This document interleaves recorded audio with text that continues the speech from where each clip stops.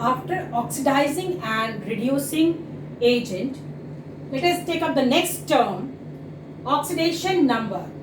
It tells the electron shift in a covalent compound.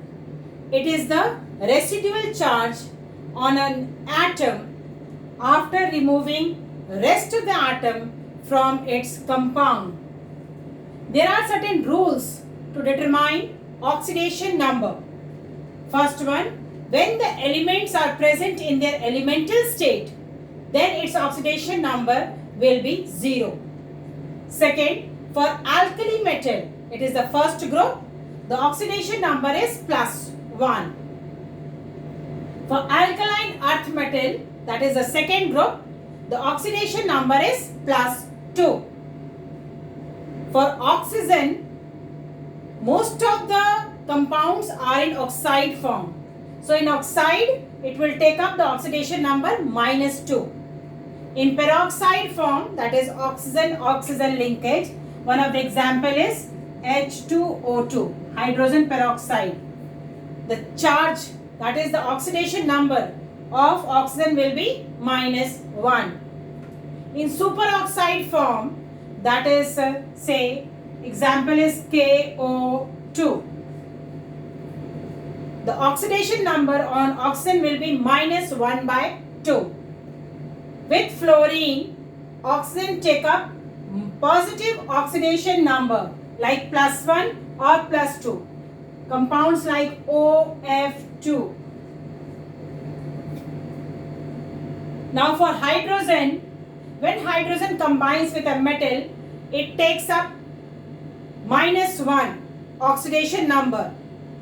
But with non-metal, it takes +1 oxidation number. In case of fluorine, it is always -1.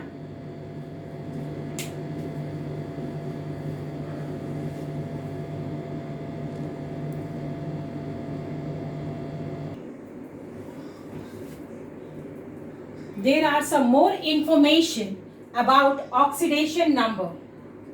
Like minimum oxidation number for all metals is 0.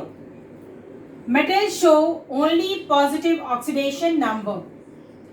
Non-metals show positive and negative oxidation number. Maximum oxidation number of S block. S block means elements belonging to first and second group. Maximum oxidation number will be equal to group number, that is either +1 for first group or +2 for second group. Minimum oxidation number for S block is 0. As I told you, for metal it is 0. That means S block there are presence of metals. Maximum oxidation number for P block. What are P block? Group number 13 to 17 are called P block elements. So the maximum oxidation number for P block is equal to group number -10. Minimum oxidation number of P block is equal to 8 minus valence electron. That is electron present in valence shell. For D block means group number 3 to 12. D block show variable oxidation states. It ranges from +1 to +7. +8 is the rare one, usually found in osmium and rhodium. Oxidation number of transition metal in a compound is presented by Stock notation. Student, you must have seen in your NCERT book that when they write ferrous oxide, they write iron parenthesis Roman number 2 and O. What is this? Actually, it is the Stock notation of ferrous oxide. Let us see one example. Cu2Cl2. Here, the oxidation state of copper is +1. So, what will be its name? Cuprous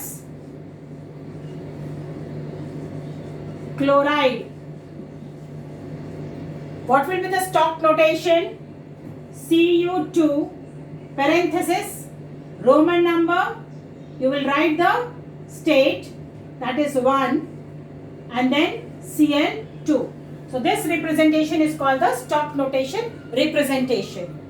Similarly, in case of CuCl2, the oxidation state is +2. So the name becomes cupric chloride, represented by Cu parenthesis Roman number. You will write the oxidation state 2 and then Cl2. These are some of the information about oxidation number.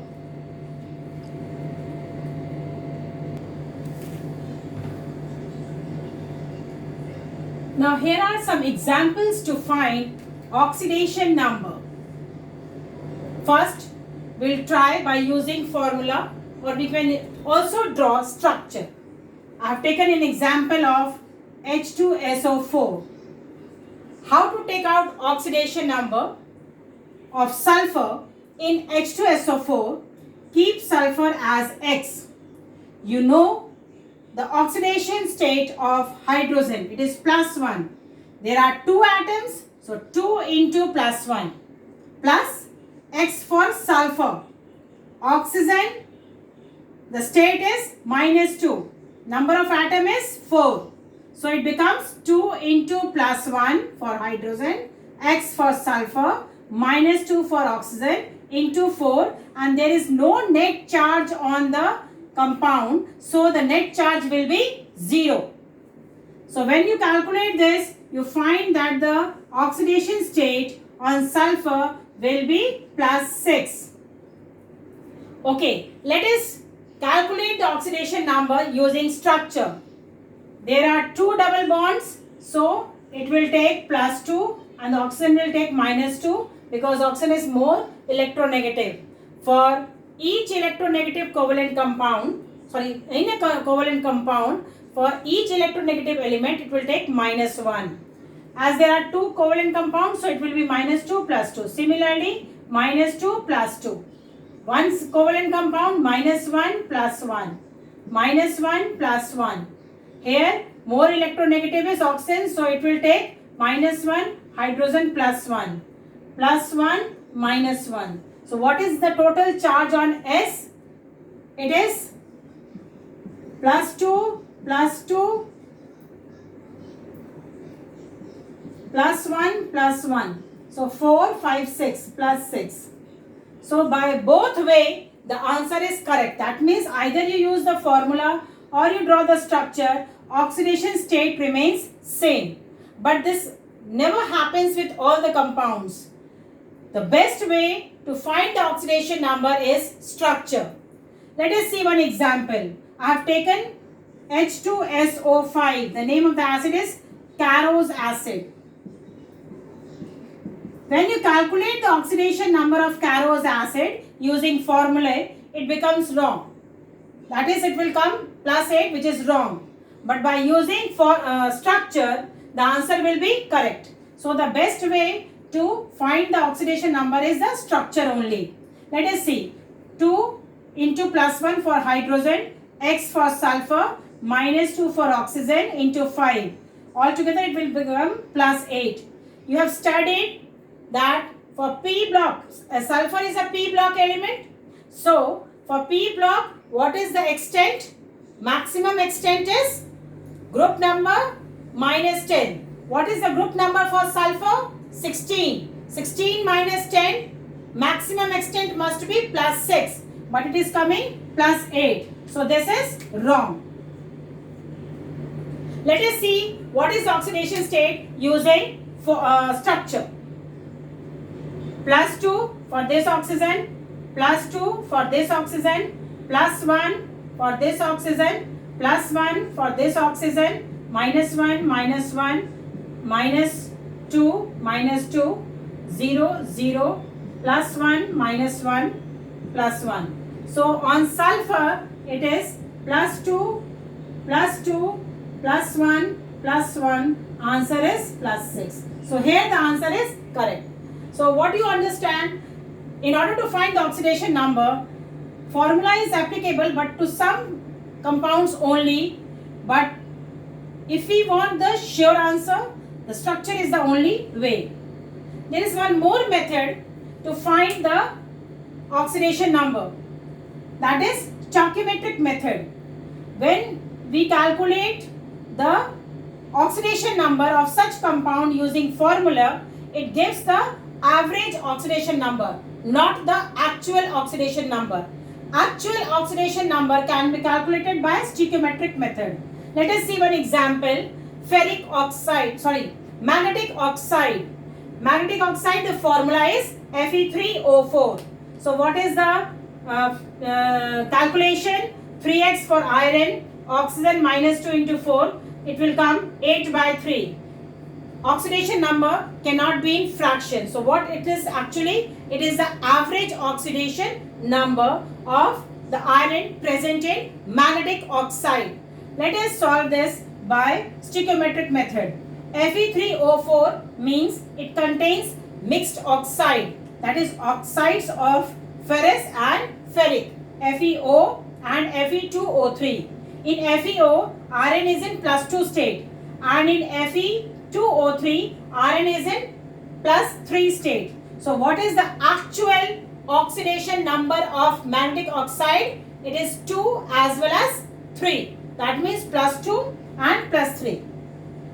Now you can see there are 1 atom of iron in ferrous and 2 atoms of iron in ferric. So altogether there are 3 atoms. And what is the oxidation state of FeO? +2. What is the oxidation state of Fe2O3? +3. As there are 2 atoms, so +3 +3, it becomes 8 by 3. That means by this calculation also it is tallying with the formula method. Are you able to understand? So these are some of the ways to calculate the oxidation number.